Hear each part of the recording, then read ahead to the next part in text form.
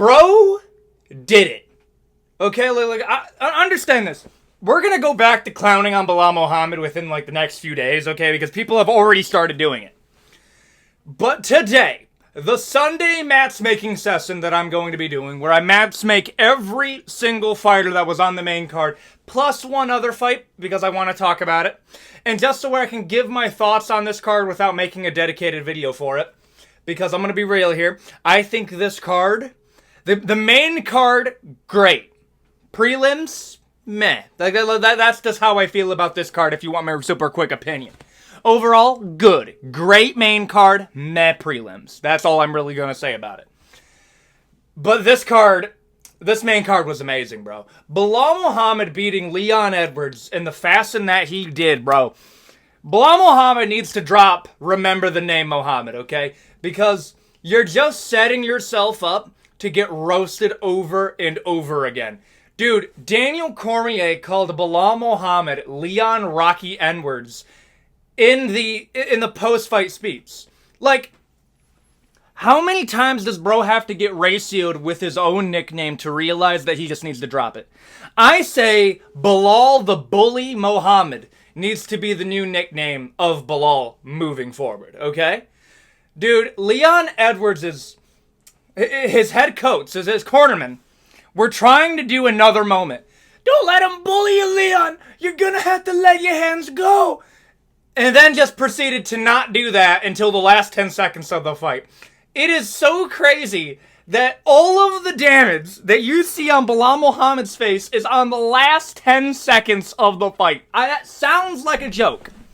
But that's legitimately what happened in that fight. I want to go through the main card, okay? I'll talk more about Belal Mohammad near the end of this video. But there's a few stuff I want to talk about. Number one, just so we can get it out of the way, Mohammad Makhachev versus Manel. Thank you, Dana, for cutting him. Thank you for getting rid of him, okay? And before you say I'm just a Dagestani hater, no. I just think it's kind of effed up that you can jump another man with a group of like 5 guys, and then there's no real repercussions for it. I know he said in the post-fight press conference, because I did watch all of them just to get a good idea of this, that there was matchmakers telling me that I need to stop wrestling, and that's why I'm getting cut. No, you're getting cut because you're a criminal, okay? You're getting cut because I think any fighter that legitimately causes your level of mischief, we should be looking at with a fine-tooth comb. Like, legitimately speaking, Manel Cape is a different type of savage for not pressing charges on you for jumping him. Okay, that's all I'm going to say.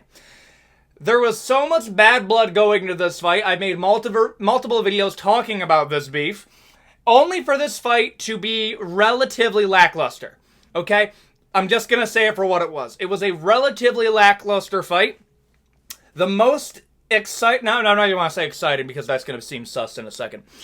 The most noteworthy thing that happened the entirety of this fight was Mohammad Makhachev attempting to deflower Manel Cape. This man got 4 fingers of death inside of the drawers of Manel Cape, ripping those suckers down, underwear and all. To the point that Manel Cape is literally laying on his back, helpless as a new prison inmate, yelling at the referee, "Help! My swords!" The jokes write themselves, bro. Like, there's a lot of stuff that I could say. But this is YouTube, so I'm not gonna say it, okay? I wish I could get you to, like, a Patreon where I can actually say the jokes that I wanna do in this video, but I'm not gonna do that. Mohammad Makhachev was putting all 4 fingers in the drawers, okay? Pulling them efforts down, and Manel Cape was crying for help. I would too, okay? There would be tears shed if Mohammad Makhachev was taking my drawers off attempting to deflower me. And then they separate the fight. And I'm not even kidding you, bro. The referee... Man, why am I blanking on his name? He's the dude with the dope mustache, okay? Dude, he gave me PTSD with how much he was yelling, okay? Like, it scared me, okay? And then they go back to the fight, and we get a whole bunch of nothing. Okay, that's what happened. They hug Muslim brother to Muslim brother. And then they end the fight, and then Mohammad Makhachev begs for a contract extension. I'm sorry to tell you this, bro. You're a flyweight that wrestles, okay? Like, I hate to be that guy, but Mohammad Makhachev is a 23-year-old guy that doesn't really have anything remotely special about him. He doesn't really hype up his fights. He's a flyweight contender. He was going to be... Dude, this is how crazy it was, bro. If he just had a good performance against Alex Perez, he would have been fighting for the title. But because the Alex Perez fight was so lackluster, he's actually getting kicked out of the UFC atop the stuff that was going on with Manel. That's how crazy this timeline is. Am I sad that he's gone? Not really, bro. Like, listen, I'm not a Mohammad Makhachev fan. He's undefeated, yes. At the same time, you can't be doing that type of stuff. He'll be coming back. Let's not pretend like he's not going to fight at the PFL for a little bit and he's going to come back when he's 26 or 27 years old. Let's be real. That's most likely going to happen. He's a young dude. Maybe when he gets a little bit more mature, we can bring him back. But at this point, I'm not all for it. Arnold Allen versus Giga Chikadze. Actually, whoa. Let me match make my no cape really quick because I don't have to match make Mohammad Makhachev. Manel Cape, flyweight division. I was going to say Manel Cape versus Kai Kara France, but I think Kai Kara France is going to be fighting Steve Erceg. Dude, Manel Cape's in a tough set spot, bro. I mean, he could fight one of these Korean up-and-comers, bro. Like, at this point, man, I don't... There's a lot of jokes I can make. Who do we got? Already did Dvorak. Already went Zabibov. Already did Osborne. Nicolau. That's a tough one. Cape, you could put in with just about any flyweight, if I'm going to be real here. I'm not super worried about Manel Cape's career. The fact is, he's one of the few marketable flyweights. I think if you wanted to play it safe, wait for the loser of Steve Erceg and Kai Kara France, because I really want to see that Kai Kara France fight. But you know what? That's just me. Next fight we're going to be talking about is going to be Arnold Allen versus Giga Chikadze. I predict these things. Giga Chikadze's cardio is absolute dog water. He was going to be able to keep it at distance because Arnold Allen, at this point in his career, still hasn't fully figured out that there's more to striking than boxing. That's really what I've come to. His boxing's good. His octagon control is goated. I remember that from the Dan Hooker fight. He did good against Movsar Evloev, and he doesn't get enough credit for it, but the fact is he went the distance with Max Holloway. People need to bring that up more often. People will say that like, oh, well, he lost to Max Holloway. That's one thing. It's not that I dislike it about MMA fans, but we have like this binary brain when it comes to losses. Like, oh, he's coming off 2 losses. Well, one of those was against Movsar Evloev, and the other was against Max Holloway. I'm not going to talk shit about you losing to Max Holloway. Movsar Evloev, you probably should have won. Giga Chikadze, if I'm going to be frankly honest with you, he made a career off looking cool in 3 fights. I could have told you how this fight was going to end. Arnold Allen, bro. Arnold Allen, Yair Rodriguez, that should have been on UFC 306, but instead, no. Arnold Allen, Yair Rodriguez, I don't care when you put it, I want it now. Inject that into my veins, please. Like, that's such an easy slam jump. Like, the UFC's starting to lose me a little bit, but not lose me as a fan, but like lose me in like, I don't think they actually care about competing anymore because they realize they've won against the PSVL and Bellator because they're such dog water organizations in comparison. Arnold Allen versus Yair Rodriguez is the easiest slam dunk fight that you could have ever made. I'll do a rant later on in the video because I really is starting getting frustrating. Gregory Rodriguez versus Christen Leroy Duncan, bro. How fucking hard does a Gregory Rodriguez hit? Okay? That the guy that should have the striking advantage is going in the grapple. How hard does Combat Obama hit you for you to be like, nope, I'm grappling with the multiple world-time jiu-jitsu champion? I picked Gregory Rodriguez to win because there's something about Gregory Rodriguez that says, I'm the main character. I'm that guy, pal. And Christen Leroy Duncan looks like my creative fighter. No, he doesn't even look like my creative fighter. He looks like the guy that my guy fights in UFC 5 that's also a creative fighter. He looks like if I'm creating a MMA fighter coming out of England, he looks like the third slider. Okay? The third creative fighter, that is Christen Leroy Duncan. He has an NPC name too. Christen Leroy Duncan. Okay? Like, I'm sorry what to tell you, bro. There's something about the main character syndrome of Gregory Rodriguez that's just like, you gotta do it. As far as making a fight with him, I'll be real, bro. I wanted Gregory Rodriguez myself Pajeda. That's what I was feeling. I understand why we can't make that before. Let me get a quick brush up on his fight history. Wait a minute. Yo. Am I going insane? Did he never fight Tavares? How? Oh, okay, he did fight Tavares. I thought I was losing my damn mind. I was like, I remember that fight. I think the problem with Gregory Rodriguez is he's such a dog. He's not going to wait for Marcel Pajeda. But I really do believe he's on the cusp of getting into a ranking in the middleweight division. I think you wait. I honestly do believe that is the right move to make. I think you have to wait if you're Gregory Rodriguez. The problem is he's going to fight another unranked person. King Green, fuck it. Bobby Green versus Paddy Pimblett. I'm not calling him King Green, bro. You can't have that type of performance and then argue that your name should be King Green. No, your name's Bobby. Okay? People were messaging me in the Discord, which the link to that's going to be in the description down below. We just talk about MMA stuff. And if you're a fan of my other channel, that's going to be stuff from my other channel as well. King Green versus Pimblett. Bro, I picked Paddy Pimblett to win because Bobby Green's grappling just frankly isn't that good. He got dropped by Tony Ferguson. I think Bobby Green's striking, if I'm going to be frank with you, is good against a certain caliber of competition. Bobby Green is a good fighter against people that are going to play the same game as him.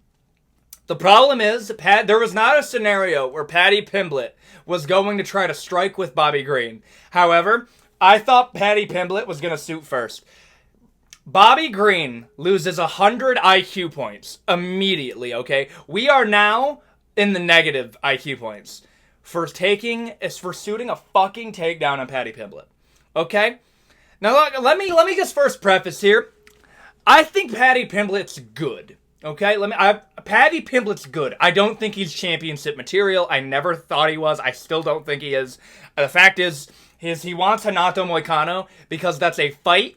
That guy's going to give you a fight that you are probably going to win. Renato Moicano is going to make it a grappling match. Paddy Pimblett has a pretty good chance at winning a grappling match against Renato Moicano. That's the brutal reality. And Renato Moicano beat Drew Dober, another ranked guy. I understand what the UFC's doing with Paddy Pimblett, but I know how this story ends, and it ends with him getting absolutely demolished by Islam Makhachev. That is how this is going to play out. Bobby Green loses 100 IQ points off the bat because he tried to shoot a takedown on Paddy Pimblett. I could have told you what was going to happen. Bro gets choked unconscious and turns into a meme. That's what I'm saying. Paddy Pimblett, performance of the night bonus, 100%. I heard that he made $200,000. Glaze, brother. Stop the glaze, Dana. That's $100K. Okay, let me tell. I'll show you a fight that I believe deserved a $200,000. And we'll cover that in a second. Paddy Pimblett, Renato Moicano. I don't even have to think about it. I was gonna say, well, Hooker's fighting Gamrot now at UFC 305, and I like that fight. Bobby Green, RDA, maybe? Maybe? Bobby Green, RDA? That kind of hits hard to veterans. I kind of dig it. Paddy Pimblett, Renato Moicano, it's not even a discussion, bro. They're gonna make that fight. Tom Aspinall, Curtis Blades. I'll tell you this right now, bro. I said it on a video. It was like a short video I made. If Tom Aspinall were to lose to Curtis Blades, I will never bet on another heavyweight fight for the next 6 months. Okay?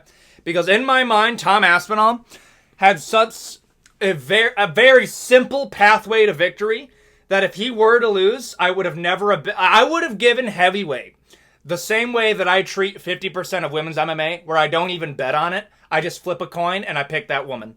That's a frank thing. Dog, we had I'm not even going to talk about it. Okay. Tom Aspinall versus Curtis Blades ended exactly like I thought it was going to end.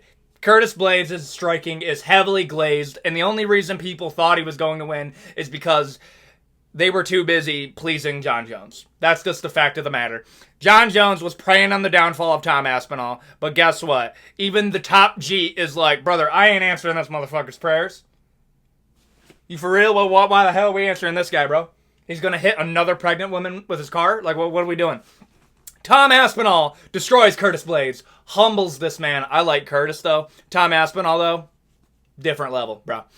Heavyweight GOAT in the making. That sounds like a glaze. Call it a glaze. Tom Aspinall is 31 years of age and now has a title defense. Cope harder, bro. Tom Aspinall is the actual heavyweight champion. Let me just say this right now, bro. Tom Aspinall said something in the post-fight press conference that I believe he should have said when Daniel Cormier was practically salivating, thinking of what Tom Aspinall could have. Could you imagine, okay, if Daniel Cormier's head went into the body of Tom Aspinall in that moment, what Tom Aspinall would have said to Jon Jones? Daniel Cormier gave him the easiest alley-oop, was like, do you have anything to say to Jon Jones? Tom Aspinall just says, I think I'm better than you, Jon, and I know I could beat you. It's simple. I dig it. You could have gone a bit farther. And you could have said what you said in the press conference. What if you haven't seen it? So Tom Aspinall, okay, puts it as simple as this. Jon Jones is the undisputed, but I'm the best heavyweight in the world. That's a promo, bro. That is a good line. I dig that line. And to be fair, like, what is Jon Jones going to say to that? Like, what? Tom Aspinall got a title defense before the actual undisputed. He has proven that he is the top heavyweight in the world. Jon Jones is fighting Stipe, who the last time that he fought somebody, Returnal for the PS5 released. That's how long ago it was, bro. Tom Aspinall is the greatest heavyweight on the planet at this moment. And I believe Tom Aspinall, if he wants to make this, why is this move possible, okay, and not take a risk, be the backup for Jon Jones versus Stipe Miocic, and just in case Stipe Miocic hurts his back, you know, like lifting a box or something because he is old, then you can step in and fight Jon Jones. And if Jon Jones steps out like he did against Chael Sonnen, I can't wait to hear the Dana White quote. I legitimately cannot wait if that happens. But you can also get the next title shot. The fact is if Jon Jones has officially gotten to the point that if Jon Jones doesn't fight Tom Aspinall before he retires, it has become well known enough that they're just going to say Jon Jones ducked Tom Aspinall. Tom Aspinall has been such an entertaining heavyweight to watch fight that at this point, bro, Tom Aspinall's the real heavyweight champion, and people want to watch that fight. I just don't want to see Stipe fight for the title. Tom Aspinall's a nicer guy than me. He said, I don't want to say anything nice about Stipe. I don't want to say anything mean about Stipe Miocic. He's done enough for the sport. Okay, I'll say it then. Stipe hasn't done shit in 2 years aside from getting KO'd by Francis Ngannou. Stipe Miocic hasn't beat a single dude who's currently on the roster. Stipe Miocic is a relic of a time in heavyweight where all you really had to do was be somewhat athletic and be even minorly well-rounded, and you'll become a heavyweight champion. Tom Aspinall is the new gen. Let's see it happen. Our main event, Leon Rocky Edwards versus Belal the Bully Mohammad. I'm telling you, bro, that is the nickname you need to go for. Do not go with remember the name. You want to know why? Because this sounds mean. When I made a video last night, okay? It has over 100,000 views. I made that at 1 o'clock in the morning. And I'm not even kidding you. The certs that came up for it, okay? That, like, the actual algorithm gave it was Leon Edwards versus Belal Mohammad. They spelled Belal Mohammad's name wrong in the actual certs for the fight. Just call yourself Bully Mohammad. Just go with that. Make a meme out of Leon Edwards being bullied by you for 5 rounds. Okay? I understand why Belal Mohammad dislikes Leon Edwards, okay? Because he explained it, bro. He blames Leon Edwards for the derailment of his fight career and says that he would have been a champion much earlier. It would have been him fighting Kamaru Usman. I don't know about that. You were getting your ass beat in the first Leon fight before you got a no contest. I picked Belal to win because Leon Edwards, okay, is so aura-less, okay? Lacks the aura to even be above Belal Muhammad. Let me just say this. I think Belal Muhammad is a legitimately cool dude. Belal Muhammad seems like a guy that I could actually chill out with, okay? If I ever got to the point where I could actually do an interview with a fighter, Belal Muhammad is on my sort list because I think he would be a cool dude. I've had people that, I've had training partners train with Belal Muhammad. They all say the same thing. He's a super nice guy. He just can't promote at all, okay? I was watching The Embedded. I've seen his adopted kid. How do you hate somebody like that? Belal Muhammad, okay? I understand why people dislike the guy. His fight career. I don't understand people dislike him personally. I chose him because there was something about this fight that screamed, we're going to see an upset. And Belal Muhammad was able to get it done, bro. Anybody who paid attention to my predictions that I made on TikTok, you got every single main card fight right. I didn't think that was going to happen, but damn, I'm happy it did.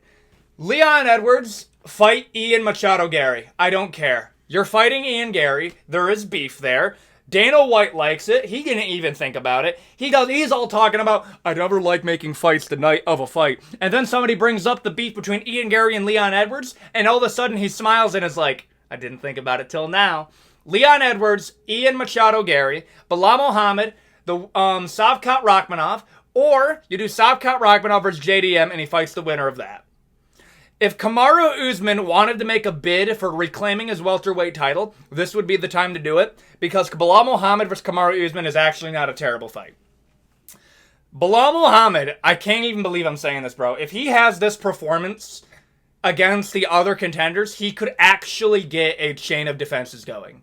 That's how crazy this situation was.